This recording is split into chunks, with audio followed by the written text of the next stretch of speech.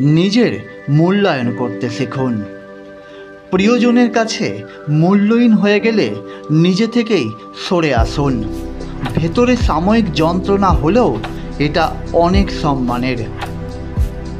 যদি বুঝতে পারেন কেউ হতাশায় ভুগছে, তাকে জ্ঞান বা উপদেশ দিতে যাবেন না। সে কি বলতে চায় সেটা শুনুন। এই সময় মানুষ উপদেশ শুনতে চায় না, সে চায় আগে তার ভেতরের কথাগুলো কেউ মন দিয়ে শুনুক। কাউকে অকারণে কষ্ট দেবেন না।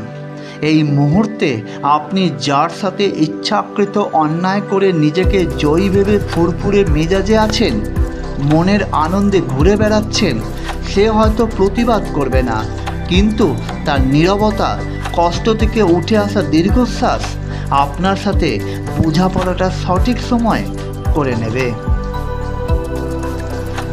অন্যের চোখে ভালো সাজার জন্য নিজের ভালো লাগাগুলো বিসর্জন দেবেন না।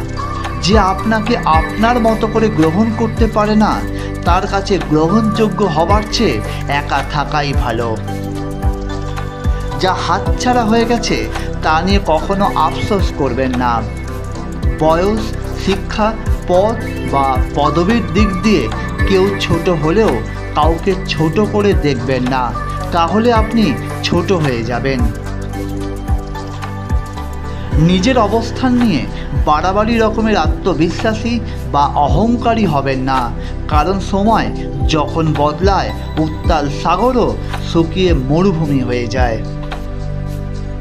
সমালোচনাকারীদের সঙ্গে যুদ্ধ করে নিজের সময় ও শক্তির অপচয় করবেন না। নিজেকে উন্নত করুন, তারা এমনিতেই চুপ হয়ে যাবে।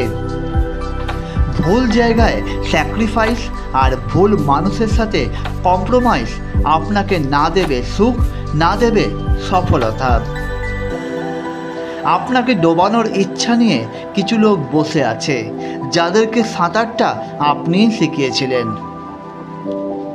মানুষ সিংহের প্রশংসা করে, কিন্তু আসলে গাধাকেই পছন্দ করে। পরের ক্ষতি করার নেশা যদি কাউকে একবার পেয়ে বসে, নিজের অস্তিত্ব ধ্বংস না হওয়া পর্যন্ত তার হুঁশ ফেরে না। জীবন মানে শুধু ভালো বেতনের চাকরি নয়। আপনার জানাশোনা অনেককেই পাবেন যাদের জীবন সম্পর্কে জ্ঞান অসম্পূর্ণ, কিন্তু ঠিকই ভালো বেতনে একটা চাকরি পেয়ে গেছে। সন্তানের জন্য বেশি বেশি সম্পদ জমা না করে সন্তানকেই সম্পদ বানিয়ে ফেলুন।